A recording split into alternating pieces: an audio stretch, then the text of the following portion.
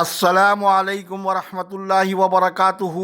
میں ہوں سراج الدین امجدی۔ آج کی خصوصی رپورٹ محکمہ صحت سندھ میں عدالتی حکم پر کلینکل ترقیوں میں سنگین بے قاعدگیاں۔ سندھ پبلک اکاؤنٹس کمیٹی محکمہ صحت کے 4 سالہ آڈٹ اعتراضات کی تکمیل میں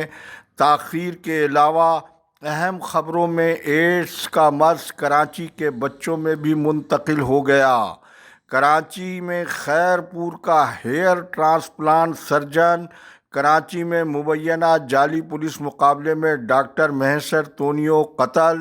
مقتول کے بھائی نے گلشن اقبال پولیس پر سنگین الزامات عائد کرتے ہوئے قتل سے قبل مقتول کے 14-15 لاکھ روپے چھیننے کا سنگین الزام بھی عائد کیا ہے۔ ایڈیشنل آئی جی نے جامع تحقیقات کا حکم دے دیا۔ جن ناظرین نے اب تک چینل کو لائک اور سبسکرائب نہیں کیا ہے وہ صحت کی سرکاری، نجی اور عالمی خبروں اور سرگرمیوں سے باخبر رہنے کے لیے چینل کو پہلے سبسکرائب ضرور فرما لیں۔ جن دوستوں نے چینل کو سبسکرائب کر لیا ان کا تہہ دل سے شکریہ۔ پروگرام پسند آنے کی صورت میں لائک کر کے مظلوموں کی آواز بھی ضرور بنیں۔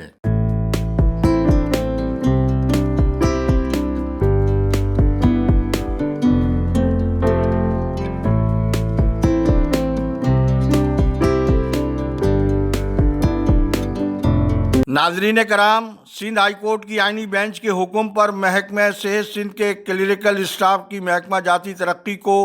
سنگین بے قاعدگیوں اور نچلی سطح پر بہت سی لاقانونیت نے نہ صرف بہت سے ٹھوس قانونی اعتراضات کھڑے کر دیے ہیں بلکہ سیکریٹری صحت ریحان اقبال بلوچ کے مطابق ان کا ماتحت عملہ قابلیت اور اہلیت سے خالی ہے،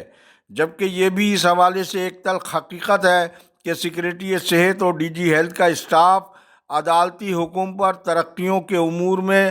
قانون کے بجائے کام کرنے کے زر بٹورنے میں مصروف رہا، جس کا مستند ثبوت گزشتہ دنوں ڈی جی آفس میں عملے کی جانب سے لیے گئے 1 لاکھ روپے کی رقم ایل ڈی این پر وائرل ہونے والی خبر کے بعد مذکورہ رقم کی واپسی ہے۔ لیکن تاحال سینیارٹی لسٹ میں ترقی کے لیے مشتہر کیے گئے مختلف امیدواروں کی ترقی کو زیر التوا رکھا گیا ہے۔ پھر ڈاکٹر اسد کھتری نے مذکورہ ترقی کی فہرست میں نرسنگ ڈائریکٹوریٹ سندھ، تحلیل کیے جانے والے vertical programme HIV AIDS control programme کے ملازمین کو بھی محکمہ صحت کے ملازمین کی فہرست میں زر کے زور پر قانون کو بالائے طاق رکھتے ہوئے ان ملازمین کو بھی ترقی کا پروانہ جاری کر دیا ہے، جو کہ حالیہ ترقی کے دائرۂ قانون سے بالکل باہر ہے۔ اس حوالے سے آپ پہلے ہماری اسکرین پر الگ الگ کیڈر کی سینیارٹی لسٹ اور ہائی کورٹ کے حکم کا عکس بھی ملاحظہ فرمائیں۔ ناظرین، آپ نے یہ عکس ملاحظہ فرمائے، جبکہ اب آپ ورٹیکل پروگرام میں بھرتی ہونے والے ملازمین کے حوالے سے سپریم کورٹ کے اس واضح حکم کا بھی عکس ملاحظہ فرمائیں کہ مذکورہ ملازمین کی ترقی تقرری کی تاریخ سے نہیں بلکہ ان کی ملازمت کے مستقل ہونے کے روز سے ان کی سینیارٹی شروع ہوگی۔ ڈاکٹر اسد کھتری، جو پبلک سروس کمیشن کا امتحان پاس کر کے سیکریٹری صحت کی آنکھوں کا نور بنے ہیں اور انہوں نے نرسنگ ڈائریکٹوریٹ کے ملازمین کو ترقی دینے کا جو انوکھا حیران کن کارنامہ انجام دیا ہے، اس پر مزید ایک نئی آئینی پٹیشن داخل ہو چکی ہے۔ اس حوالے سے نوٹس کے اجرا کا عکس پہلے آپ ہماری اسکرین پر ملاحظہ فرمائیں۔ پھر ان ترقیوں کا عمل جس کی تکمیل دلی دور است کے مانند ہے، عدالت عالیہ جمع ترقی اور تقرری کی جو فہرستیں اب تک جمع کرائی گئی ہیں، اس حوالے سے بھی امیدواروں کو بھاری زر کے عوض ادھر سے ادھر کرنے اور جوائننگ دے کر اصل اسامیوں پر امیدواروں کا موجود ہونا حالیہ ترقیوں کے عمل میں ایک اور مبینہ میگا مالی اسکینڈل ہے، جس کا وزیر صحت و بہبود آبادی سندھ ڈاکٹر عذرا فضل پیجوہو کو بھی نوٹس لینا چاہیے اور آئینی پوٹیشن کے مدعی کے وکیل کو آئینی بینچ کے سامنے قانون سے کھلواڑ کے سنگین معاملے کو فاضل عدالت کے سامنے لا کر حقداروں کے ساتھ ہونے والی اس کھلی ناانصافی کو روکا جانا چاہیے۔ کراچی کے سائٹ ٹاؤن میں مزید 14 بچوں کا HIV ایڈز کے شکار ہونے کے علاوہ 2 بچوں کی ہلاکت کی خبر حکومتی جماعت کی ان اعلیٰ شخصیات کے ان دعووں پر کہ لوگ بیرون ملک سے علاج کے لیے یہاں آ رہے ہیں، جس صوبے میں ایڈز ٹی بی جیسی بیماریوں کی شرح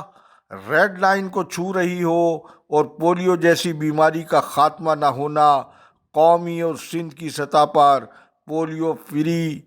پاکستان بغیر تعبیر کا ایک خواب بنا ہوا ہو۔ لیکن صوبہ سندھ میں بچوں میں ایڈز کی منتقلی کی علمیاتی تاریخ کچھ یوں ہے کہ سابق سیکریٹری صحت ڈاکٹر فضلہ پیجوہو کے عہد میں سول اسپتال لاڑکانہ میں ڈائلیسس کے مریضوں کو غلط خون کی منتقلی سے ڈائلیسس کے 62 مریضوں میں ایڈز کی منتقلی کا طبی تاریخ کا ایک ایسا روح فرسا واقعہ رونما ہوا تھا کہ اس سے متاثر ہونے والوں میں 62 سال سے 2 سال تک کے بچے شامل تھے۔ اس وقت ادی فریال تالپور جیسی طاقتور خاتون جو کہ رکن قومی اسمبلی تھیں، ان کے پاؤں تلے زمین نکل گئی تھی۔ لیکن یہ بھی محکمہ سے سندھ کی سنہری تاریخ ہے کہ جو افسران واقعے کے براہ راست ذمہ دار تھے، انہی افسران کو تحقیقات پر مامور کیا گیا اور ادی فریال تالپور نے عالمی انسداد ایڈز کی مرکزی تقریب جو ہمیشہ سندھ کے دارالحکومت کراچی میں ہوتی تھی، واقعے پر مٹی ڈالنے کے لیے مذکورہ مرکزی تقریب کو لاڑکانہ منتقل کر کے اس واقعے کی کوئی شفاف تحقیقات نہیں کرائی گئی اور نہ ہی طبی تاریخ کی مذکورہ غفلت مجرمانہ کے کسی ملزم کا آج تک تعین ہو سکا۔ حالانکہ ایسا کوئی مذکورہ واقعہ کسی مہذب ملک میں پیش آتا تو وزارت اور انتظامیہ خود مستعفی ہو کر قوم سے معافی طلب کر لیتی، لیکن اس پر سونے پر سہاگا کہ سپریم کورٹ کو ہوا میں اڑانے والے ڈاکٹر سکندر علی میمن کو سندھ ایڈز کنٹرول پروجیکٹ کا کچھ عرصے کے بعد صوبائی سربراہ بنا دیا گیا۔ ڈاکٹر سکندر علی میمن، جن کی محکمہ صحت کی ملازمت میرٹ کے بجائے خوشامد چاپلوسی اور اللہ سے زیادہ افسروں کو خوش رکھنے سے عبارت پر مشتمل ہے، کراچی کے بچوں تک ایڈز کی منتقلی کے موجد ڈاکٹر سکندر علی میمن ہیں، جن کے دور میں رتو ڈیرو نوڈیرو میں سینکڑوں بچوں میں ایڈز کی منتقلی پر